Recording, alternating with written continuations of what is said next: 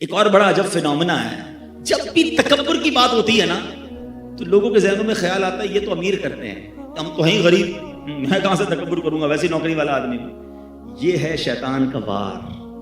ہاں، علماء نے تکبر کے 8 ریزنز لکھے ہیں، اور اس میں جو مال ہے نا وہ تیسرے نمبر پر آتا ہے، مال پہلے نمبر پر نہیں ہے۔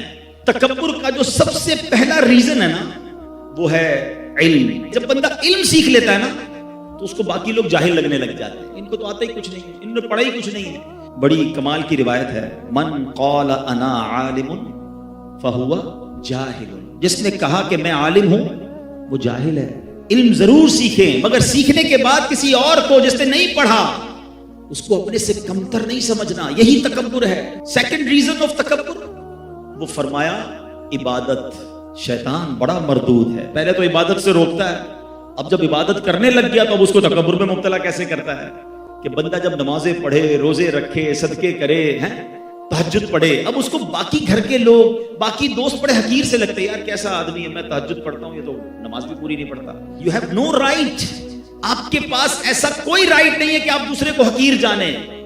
اور یہ شیطان کا بڑا خطرناک وار ہے کہ عبادت گزار کو تکبر میں مبتلا کر دیتا ہے۔ بڑا پیارا واقعہ ہے نا کہ ایک بار ایک بزرگ جو تھے اپنے بیٹے کے ساتھ کئی سفر پر جا رہے تھے، راستے میں مسافر خانہ آیا، باپ بیٹے بھی سو گئے، قافلے والے بھی سو گئے، تہجد کا وقت ہوا تو باپ بیٹے اٹھے، تہجد پڑھی۔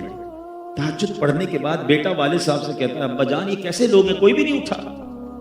اب جو ابو جی نے جواب دیا نا، اللہ کاش یہ بات سمجھ آ جائے کہ بیٹا تو بھی سویا رہتا تو اچھا تھا۔ بات آئی سمجھ میں؟ اب تو نے اٹھ کر تہجد تو پڑھ لی، مگر پڑھنے کے بعد تجھے دوسرے حقیر لگنے لگے۔ یہ بڑا پرابلم ہے۔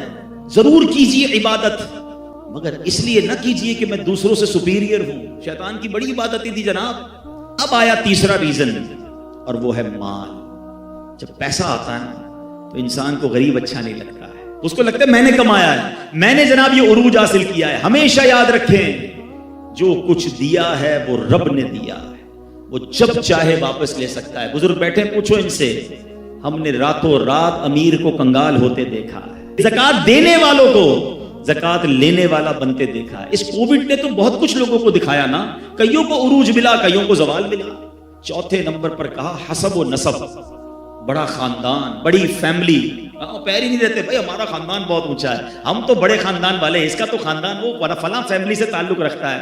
اللہ اکبر، ذرا سوچو، میرے آقا علیہ الصلوۃ والسلام نے حجۃ الوداع کے موقع پر جو تاریخی خطبہ فرمایا تھا، اس وقت یہ شاندار اعلان کیا تھا کہ اسلام آیا اس لیے ہے کہ اب یہ جو حسب و نسب کا تکبر ہے، تفاخر ہے، اس کو ختم کرنے اسلام آیا ہے کہ کوئی قبیلہ کسی قبیلے سے افضل نہیں ہے، اللہ کی بارگاہ میں مقرب وہ ہے جو زیادہ تقوی والا ہے۔ مگر آج بھی یہ بیماری موجود ہے کہ میرا خاندان اونچا، اس کا خاندان نیچا، اور یہ حسب اور نسب بھی تکبر لاتا ہے۔ اور جو یہ حسب نسب پر تکبر کرتے ہیں نا فیملی وائز، پھر کبھی کبھی ہم نے دیکھا ہے ایسی غلطی ہوتی ہے کہ کسی کو منہ دکھانے جیسے بھی نہیں رہتے، پھر کدھر جاتا ہے خاندان۔ تو کبھی اس پر تکبر نہیں کرنا چاہیے۔ پانچواں ریزن جو علماء کہتے ہیں عہدہ، منصب، کسی کو کوئی عہدہ مل جائے، کوئی منصب مل جائے، انسان پھر تکبر میں گرفتار ہوتا ہے۔ حالانکہ یہ عہدے، یہ کرسیاں، یہ چند دنوں کی ہوتی ہیں، اس پر تکبر نہیں کرنا چاہیے۔